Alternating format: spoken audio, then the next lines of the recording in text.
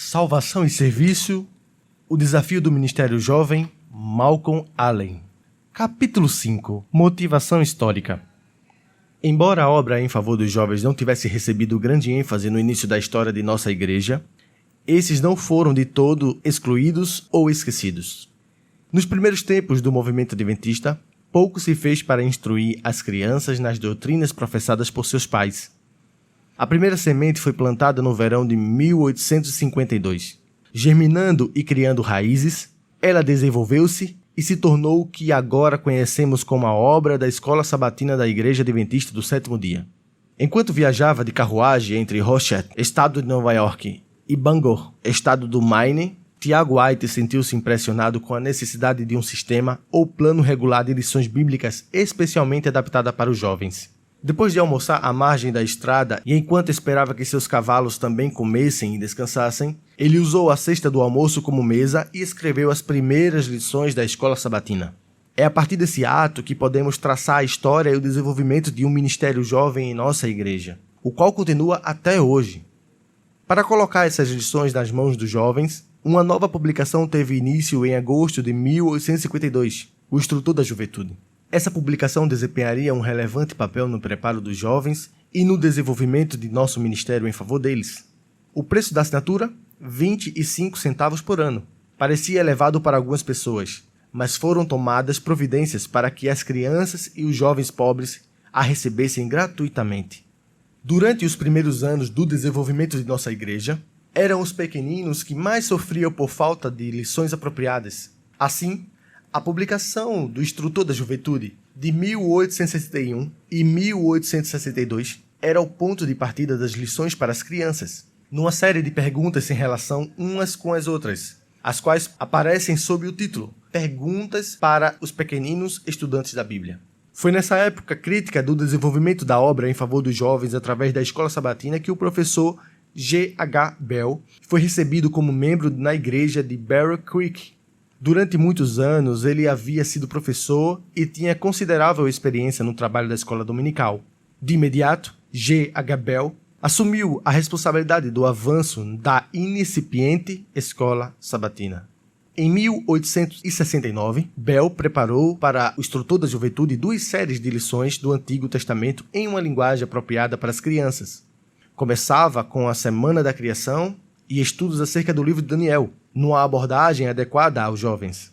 A partir desse começo, o professor Bell elaborou e imprimiu uma série de lições para os jovens, chamada Lições da Bíblia para a Escola Sabatina. Foi esse o primeiro passo rumo à divisão dos jovens para a faixa etária. As primeiras escolas sabatinas que se tem registro foram realizadas em Rochester e Brookside, no estado de Nova York, em 1853 e 1854.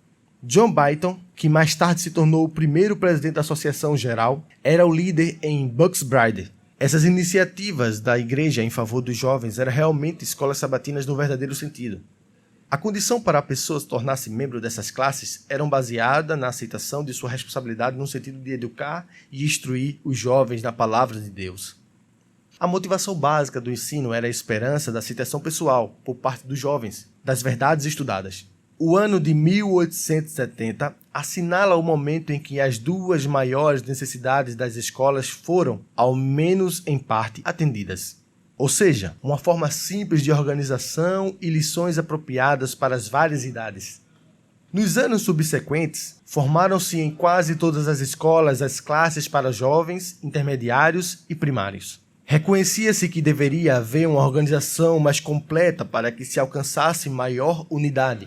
Em 1877, foi organizada a primeira associação da escola sabatina. A partir de agosto de 1877 e durante os 10 anos seguintes, a obra organizada das escolas sabatinas alcançou ganhos surpreendentes e se manifestou uma crescente compreensão acerca do ministério em favor da juventude.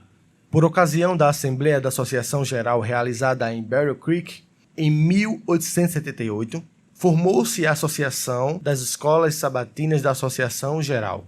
O nome foi fundado em 1886 para a Associação Internacional da Escola Sabatina. Durante esse período, foram introduzidos o treinamento da liderança e a produção de materiais de ensino. Realizavam-se escolas sabatinas em reuniões campais, E não era incomum haver classes especiais para as crianças como parte do programa das reuniões campais. Desenvolveu-se uma conscientização cada vez maior acerca da necessidade de salvação pessoal para os jovens. E apesar de salvação não ter sido menosprezada antes, agora a sua ênfase, mediante o ensino, se tornava mais importante. Ao mesmo tempo, apresentou-se perante a igreja uma filosofia da verdadeira educação que fora mudando ao longo dos tempos. Muitos viram a necessidade da igreja ter suas próprias escolas e, como resultado, estabeleceu-se um sistema educacional compatível com a nossa crença e nossa própria missão. Essa corrente paralela de interesse em favor dos jovens trouxe consigo uma nova dimensão. E a combinação dessas influências deu uma razão mais definida para a obra entre a juventude. A salvação dos jovens chegou a ter prioridade absoluta. No trabalho junto aos jovens, nossas escolas eram vistas como um instrumento para educá-los, prepará-los e colocá-los no campo do serviço. Por volta de 1880, todavia, ainda não existia nenhum tipo de conceito ou tentativa oficial de organização da juventude. Mas Deus estava nessa obra, silenciosamente atuando sobre a mente e o coração dos rapazes e moças do mundo inteiro, preparando a igreja para avançar unida. Com o número crescente de jovens na igreja, a ênfase passou a ser a salvação e o serviço. Incitados pelo Espírito Santo, grupos e sociedades de jovens surgiram em muitas partes do mundo. Com a iniciativa de Luther Warren e Harry Finney em 1879, essas sociedades começaram naturalmente a proliferar. Na virada do século, mais de 70 grupos de jovens se haviam formado na igreja.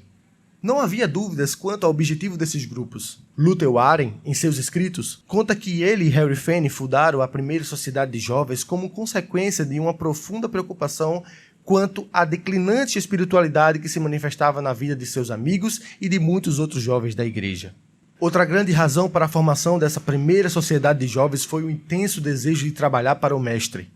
Acerca do período de 1880 a 1900, após a organização dessa primeira sociedade, Flora Plumer escreve, abre aspas, com exceção de alguns poucos lugares em que se realizava uma obra esporádica e fragmentada em favor da juventude, os líderes dispensavam pouca atenção ao preparo de nossos jovens nas igrejas, e o verdadeiro problema da salvação de nossos jovens para o reino de Deus parecia não ser reconhecido de forma alguma como problema.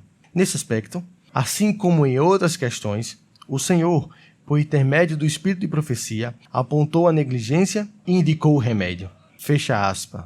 História da obra adventista entre os jovens da série Missionária Voluntário, arquivos da Associação Geral. O primeiro testemunho apelando para que a igreja fizesse algo definido em favor dos jovens foi escrito por Ellen White, em Melbourne, Austrália, aos 19 de dezembro de 1892. Foi lido perante a comissão da Associação Geral por seu presidente, em 29 de janeiro de 1893. Nesse testemunho aparece parte do parágrafo que tem sido citado tão frequente desde então. Abre aspas. Temos hoje um exército de jovens que podem fazer muito se forem devidamente encorajados e dirigidos. Queremos que nossos filhos creiam na verdade. Desejamos que sejam abençoados por Deus. Queremos que desempenhem uma parte em planos bem organizados para ajudar outros jovens. Sejam todos tão bem preparados que possam representar devidamente a verdade, dando razão da esperança que neles há e reconhecendo a Deus em todo o ramo da obra no qual estejam qualificados para trabalhar. Fecha aspas. Boletim da Associação Geral, 29 e 30 de janeiro de 1893. Esse testemunho foi logo seguido por outros nos 4 meses seguintes, com instruções mais definidas acerca da organização do trabalho em favor dos jovens. Seguem-se alguns trechos desses testemunhos que apresentam claramente o objetivo e o rumo da obra em questão.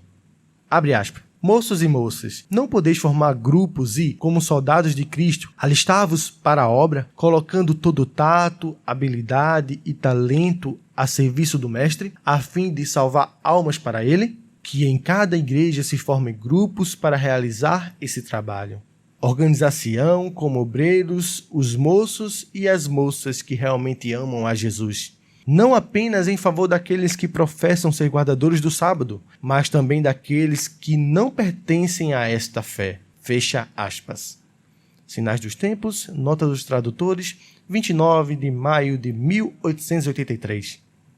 Abre aspas. que se formem um grupo semelhante aos da Sociedade do Empenho Cristão e vejam-se o que pode ser feito por todo agente humano responsável, atento às oportunidades de serviço para o Mestre.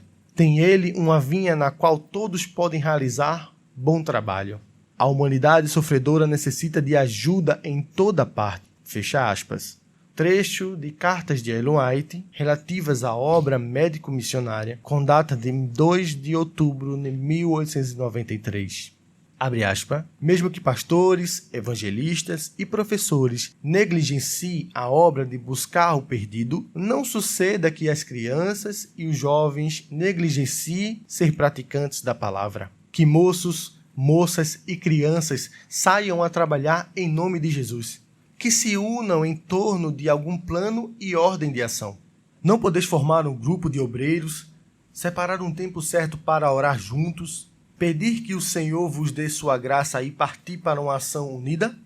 Deveis consultar homens que amem e temam a Deus e que tenham experiência na obra, para que, sob a orientação do Espírito de Deus, possais fazer planos e elaborar métodos mediante os quais podereis trabalhar com seriedade e obter resultados certos. Fecha aspas. O Instrutor da Juventude, 9 de agosto de 1894. Esses e outros testemunhos do Espírito de Profecia reforçavam as seguintes ideias. 1. Como igreja, deveríamos levar muito a sério a obra em favor dos jovens. 2. A salvação da juventude deveria ser uma prioridade. 3. A igreja deveria dar passos no sentido de organizar a obra em favor dos jovens. 4. Grupos de jovens deveriam ser organizados em todas as igrejas. 5. Esses grupos deveriam ser compostos por jovens que verdadeiramente amassem ao Senhor. 6. O propósito desses grupos deveriam ser o de organizar os jovens para o serviço. 7. Esses grupos deveriam oferecer não só o necessário preparo, mas também oportunidades de serviço. 8. Esse serviço teria bom êxito e revelar-se-ia uma bênção para a igreja e a juventude. Recebidas as mensagens, a resposta não tardou a vir. Pessoas, igrejas e instituições, reconhecendo a necessidade, deram início a tentativas aparentemente desorganizadas, no sentido de formar grupos ou sociedades de jovens. Em 1893, foi organizada a Sociedade Jovem de Serviço Cristão em Collegeville, estado de Nebraska. Luther Ware deu início ao grupo Raios do Sol, no estado de Dakota do Sul, em 1894. Seu objetivo era liderar os jovens no trabalho missionário. Em pouco tempo surgiram outros grupos em diferentes partes do estado e, em 1896, os membros desses grupos realizaram uma convenção. No estado de Michigan, vários grupos de jovens se organizaram com o objetivo de buscar o Senhor em oração e ajudar os necessitados. A Sociedade Jovem de Dorcas, reunida no lar de Uriah Smith, foi um desses grupos. Posteriormente, o nome foi mudado para Grupo de Ajuda Cristã. Um grupo denominado Josué e Caleb começou no estado de Ohio. No encontro em Mount Vernon, em 1899, os obreiros de Ohio fizeram um estudo cuidadoso dos testemunhos seletos de Ellen White para investigar mais acerca das necessidades dos jovens. Na reunião campal seguinte, aprovou-se uma recomendação para que os jovens se organizassem de maneira definida. Aqueles que participassem da organização seriam reconhecidos como missionários voluntários e assinaria o seguinte compromisso, abre aspas, reconhecendo os preciosos dons que o Senhor me tem dado, apresento-me como voluntário para servir-lhe em qualquer lugar deste vasto mundo para onde seu Espírito me conduzir, e em qualquer tipo de atividade que ele possa indicar. Fecha aspas. Essa organização continuou prosperando, e é interessante notar que 3 dos líderes foram chamados para trabalhar em terras estrangeiras, antes que a ideia dos missionários voluntários de Ohio fossem assimiladas na organização geral em 1907.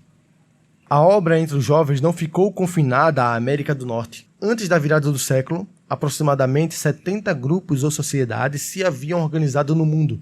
Sobre esse assunto, A Matilda Erickson faz o seguinte comentário, abre aspas, quanto deve a organização dos jovens ao espírito de profecia? As mensagens provenientes dessa fonte trouxeram essa organização à existência e ao longo de todo o caminho, os obreiros que trabalham em favor dos jovens têm encontrado nos testemunhos uma das melhores fontes de auxílio para se traçar planos para essa obra em favor da juventude. As mensagens do Espírito de Profecia provenientes daquela fonte chamaram essa organização à existência e, ao longo de todo o caminho, os obreiros que trabalham com os jovens têm encontrado nos testemunhos as suas melhores fontes de auxílio na elaboração de planos para a obra em favor da juventude.